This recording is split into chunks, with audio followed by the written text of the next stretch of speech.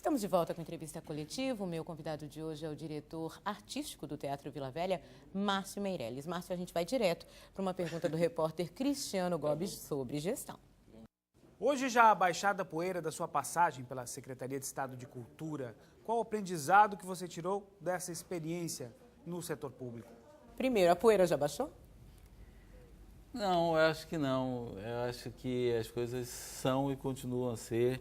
Quer dizer, tem muita coisa que a gente criou em nossa gestão, que foi uma gestão bem coletiva, bem participativa, bem compartilhada, porque eu acredito em redes, eu acredito em compartilhamento, e que continua aí dando muitos frutos.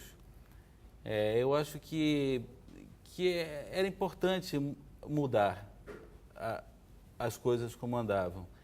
Era importante ter esse pensamento sobre a economia da cultura, sobre a economia das artes cênicas, sobre a sustentabilidade, sobre tornar a produção cultural independente do Estado. Né? Quer dizer, os artistas reclamavam que os valores eram baixos, tinha atraso, enfim. Era muito mais do que é agora e era muito mais do que foi antes. Eu não sei mais os números, as coisas, essa poeira já baixou há muito tempo. Não lembro mais de número, não lembro mais dessas coisas, porque agora eu estou fazendo teatro, estou, enfim, com outros números também na cabeça, com outras políticas também na cabeça. Mas, por exemplo, a criação dessa coisa dos editais, que eu no bloco anterior falei que é um problema agora. Na época foi uma solução para mudar um procedimento. Primeiro era necessário institucionalizar mais a cultura, né? Profissionalizar, se quiser, entre muitas aspas, mas criar estruturar a produção cultural, que era tudo muito informal, e agora a gente tem muito mais CNPJ na produção cultural do que tínhamos antes. Isso é um avanço, isso é resultado dessa poeira que não baixou e não vai baixar, porque a ideia é que isso cresça mais.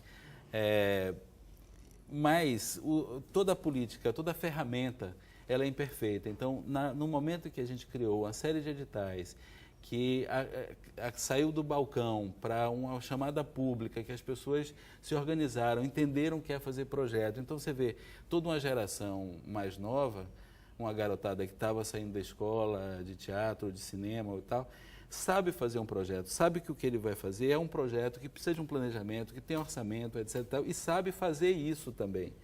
E sabe entrar nos editais e tal. Acontece que toda a ferramenta, como eu falei, apesar de são imperfeitas, né? Qualquer ferramenta, você não corta carne com colher, né? Nem toma sopa com faca.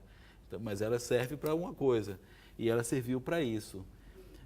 Mas imediatamente, quando ela começa a se estabelecer como alguma coisa como está, né? A falta que faz outras ferramentas, essas outras ferramentas têm que ser criadas. Então, por exemplo, na nossa época a gente criou uma ferramenta que era o chamamento público, o cadastramento, que foi o Ouro Negro, né, que fomentou em 3 anos o salto que as entidades negras ou de matriz africana do Carnaval deram de qualidade e de qualidade gerencial também, foi visível. Talvez alguma coisa assim, talvez alguma coisa que permitisse isso que eu falei no outro bloco também, de programar os teatros. Quer dizer, agora me interessa muito mais a política das artes cênicas do que a política das outras linguagens, da cultura de uma maneira geral. Mas a polêmica fez também com que a cultura fosse discutida, né? Pois isso é importante. Não só fez com que a cultura fosse discutida, como que eu conseguisse mais orçamento para a cultura. Então, cada vez que eu tomava porrada, cada vez que o pessoal gritava, eu conseguia mais orçamento da Secretaria da Fazenda, porque o secretário da Fazenda era solidário e via o que estava acontecendo e via que havia uma demanda real.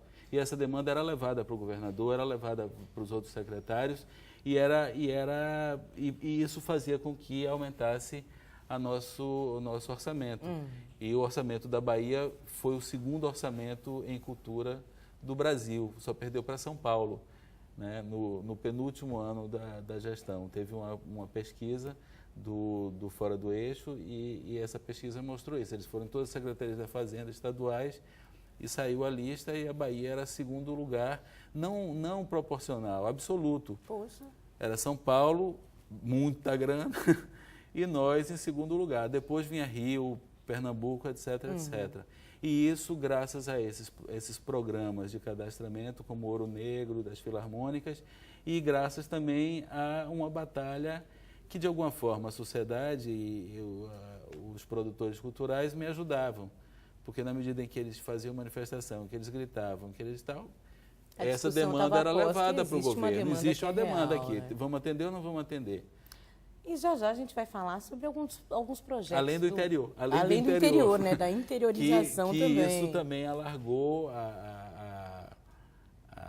o raio de ação da Secretaria da Cultura, né?